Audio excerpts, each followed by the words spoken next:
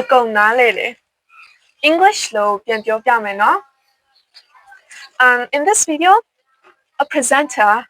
is talking about and tissue တူလဲဒီပြဿနာကိုကြုံနေရလားနားလေတယ်ပြန်မပြောတော့ Are you facing the same problem? Then watch this video till the end. ဒါဆိုရင်ဒီ video ကိုအဆုံးထိကြည့်ပေးပါ So let's get started. နားတော့နားလေတယ်ဒါပေမဲ့ပြန်မပြောတော့ I can understand but I can't speak. Why?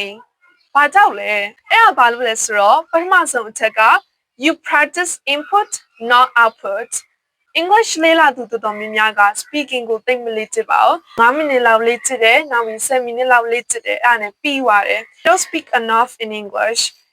လို့လုံလောက်စွာစကားမပြောပါဘူးအဲ့ဒါကြောင့်မလို့ဒီပြဿနာရှိနေတာဖြစ်ပါတယ်ပြောတာနဲ့နားထောင်တာကို balance နေအောင်လုပ်ပေးရမှာဖြစ်ပါတယ်နားလဲနားထောင်တယ်ပြောလဲပြောတယ် This speaker တွေပြောတဲ့ပုံစံအတိုင်းလိုက်ပြောကြည့်ပါ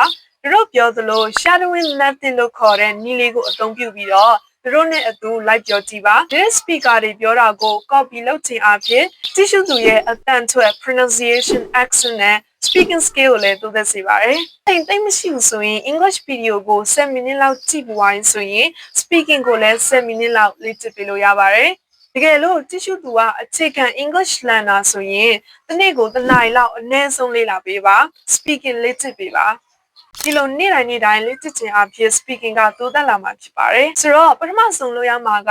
နားလဲနားထောင်ပါ speaking လဲပြောပါ balance ညီအောင်လုပ်ပါဒီကအချက်ကဘာလို့လဲဆိုတော့ fear of making mistakes အမားလုံးမိမှာကြောက်တယ်အဲဒါကြောင့်မို့လို့ speaking ကိုမပြောဘူးလေ့လာသူတော်တော်များများကဒီလိုပြောတယ်ငါအခု ready မဖြစ်သေးဘူးငါ perfect အကောင်းဆုံးပြောနိုင်တဲ့အချိန်ကျရင်ငါပြောမယ်လူရှိသူရှိမှာပြောနိုင်တဲ့တတ်သိ confidence ရှိရင်ငါ English လို့ပြောမယ်အဲ့လိုပြောပါတယ် English speaking ကိုစပြောဖို့ပြည့်စုံတဲ့ grammar မလိုပါဘူး perfect grammar မလိုပါဘူးအမှားလုပ်ဖို့လည်းမကြောက်ပါနဲ့ Don't afraid to make mistakes English စာအတန်ထွက်အတွက်လည်းစိတ်မပူပါနဲ့ Don't worry about your accent just go ahead and just do it လုပ်တာလုပ်ပါပြောတာပြောပါ just speak English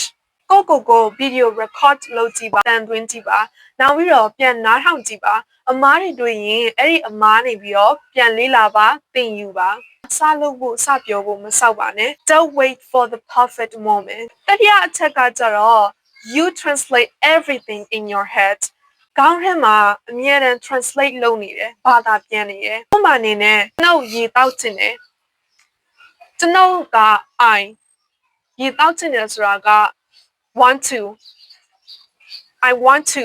ရေကကြတော့ water drink ကကြတော့တောက်တာဆိုတော့ I want to be in ဘာလာတာပါလေ Oh drink လား I want to drink အနောက်မှာပါလိုက်မှာအဲ့လိုမျိုးခေါင်းထဲမှာမြန်မာလိုအရင်စီပြီးတော့ English လို translate လုပ်နေတယ်ဘာသာပြန်နေတယ်အဲ့လိုလုပ်ချင်အဖြစ်လဲ speaking ပြောတာအောင်နောက်နေစေပါတယ် English စကားလေးလာနေတာပဲဖြစ်ဖြစ်ဘယ်ဘာသာစကားပဲလေးလာနေနေ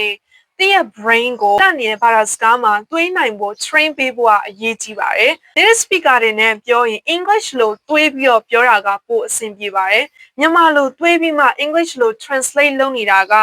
speaking ကိုလည်းနောက်နေစေပါတယ်။တစ်ဖက်နားထောင်နေတဲ့သူကိုလည်းစိတ်ရှုပ်ထွေးစေပါတယ်။ရှုပ်သူကခေါင်းထဲမှာမြန်မာလိုရော English လိုရောတွေးနေတယ်။တစ်ဖက်ကနားထောင်နေတယ် conversation ကိုဘာပြောမလဲဆိုတာကိုစောင့်နေရနားထောင်နေတဲ့သူလည်းစိတ်ရှုပ်ထွေးစေပါတယ်နောက်ပြီးတော့စိတ်မရှိဖြစ်စေနိုင်ပါတယ် This may speaking slow and stressful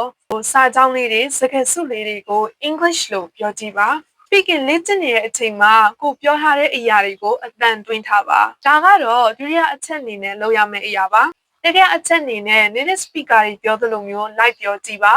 video ကြည့်နေတဲ့အချိန်မှာ video လေးကိုခဏရပ်ပြီးတော့တို့ပြောသလိုမျိုးအတန်တွေ like ထွက်ကြည့်ပါစကားလုံးလေးတွေရဲ့အတန်ထွက်ကိုသိချမှတ်ပြီးတော့ like ပြောကြည့်ပါအတန်ကြကြနဲ့ပြောပေးပါကိုမျှဝေခဲ့တဲ့နီလန်းတွေကို like လုပ်ရင်နေ့တိုင်းလေ့ကျင့်ရင် speaking ကရသွားပါလိမ့်မယ်နေ့တိုင်းပုံမှန်ပြောပါ record လုပ်ပါ native speaker ပြောသလိုမျိုး like ပြောကြည့်ပါအမားလို့ကိုမကြောက်ပါနဲ့ speaking listening reading and writing ဒါတွေကို balance ညီအောင်လုပ်ပေးပါသင်ရဲ့ brain ကို English လို့တွေးနိုင်အောင် train ပေးပါ English လို့စပြီးတော့တွေးကြည့်ပါဒီ video ကိုကြည့်ရှုပေးလို့ကျေးဇူးတင်ပါတယ် Thanks for watching today's video. I hope this video is helpful for you. I'll come back with more videos like this one. So stay tuned and have a nice day, everyone.